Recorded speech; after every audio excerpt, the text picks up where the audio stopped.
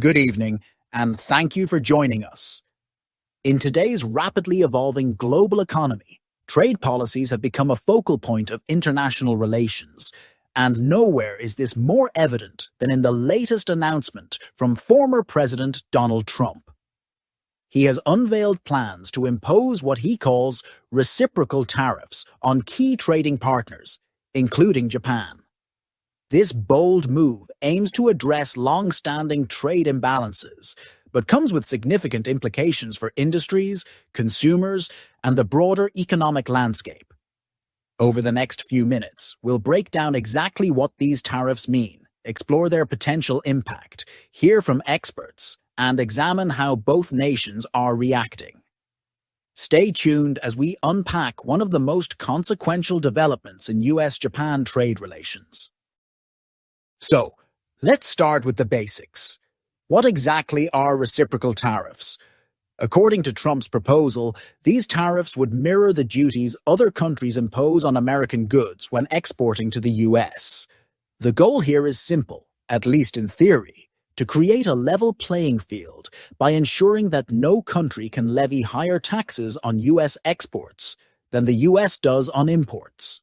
While details remain scarce, Trump has promised an official announcement soon, signaling a major escalation in his approach to trade policy. This isn't just about numbers or abstract economics. It's about reshaping decades-old relationships. For context, the US-Japan trade dynamic has long been marked by tension over America's persistent trade deficit with Japan. Back in the 1980s, this deficit soared to $55 billion, a staggering figure at the time. Since then, efforts like free trade agreements and sector-specific negotiations have attempted to ease these frictions. But now, Trump's plan threatens to upend years. The stakes: consider the automotive industry, one of Japan's largest export sectors. Estimates suggest that Japanese automakers could face a $10 billion hit to their annual profits if these tariffs come into effect. That's not just bad news for companies like Toyota and Honda. It's also a problem for American consumers who rely on affordable, high-quality vehicles made in Japan. Higher costs for manufacturers often translate into higher prices at dealerships, which means your next car purchase could cost significantly more. But cars aren't the only concern. These tariffs threaten to disrupt supply chains across multiple industries, from energy to food production. Japan has already voiced deep concern, warning that such measures could destabilize global markets. And they're not wrong. Modern economies depend heavily on interconnected supply chains. A disruption in one part of the world can ripple outward, affecting everything from manufacturing timelines to supermarket shelves. And speaking of ripples, let's talk inflation. One of the immediate effects of imposing tariffs is higher import costs, which inevitably trickle down to consumers. Imagine paying more for everyday items, whether it's electronics, groceries, or even gasoline, all because of increased duties. Economists warn that these tariffs could exacerbate inflationary pressures, further straining household budgets and dampening consumer confidence. The long-term outlook isn't much brighter.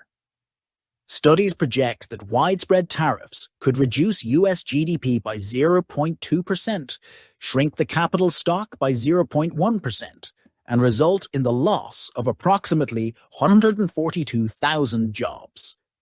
These figures underscore the inefficiency of broad-based tariffs, which tend to disproportionately affect certain sectors while failing to generate meaningful revenue.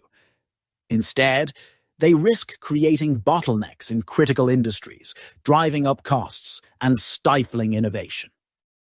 To get a clearer picture, we reached out to several economists and trade analysts. Many agree that while addressing trade imbalances is important, reciprocal tariffs may not be the best solution. As one expert put it, tariffs are a blunt instrument. They don't distinguish between fair competition and unfair practices, and they often hurt domestic industries as much as foreign ones. Others pointed to historical precedents, noting that similar measures in the past led to retaliatory actions, escalating tensions rather than resolving them. There's also skepticism about whether these tariffs will actually achieve their stated goal. After all, reducing a trade deficit requires more than just taxing imports. It involves boosting domestic production and fostering competitive advantages in key industries. Public reaction has been mixed, to say the least. On one side, there is support from those who believe tougher trade policies will protect American jobs and industries. Supporters argue that leveling the playing field is essential for revitalizing manufacturing and ensuring economic fairness. On the other hand, critics worry about the collateral damage. Small business owners, for example, fear rising costs will make it harder to compete.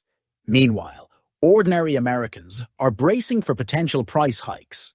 Social media has been ablaze with debates, ranging from frustration over government intervention in free markets to concerns about the geopolitical fallout.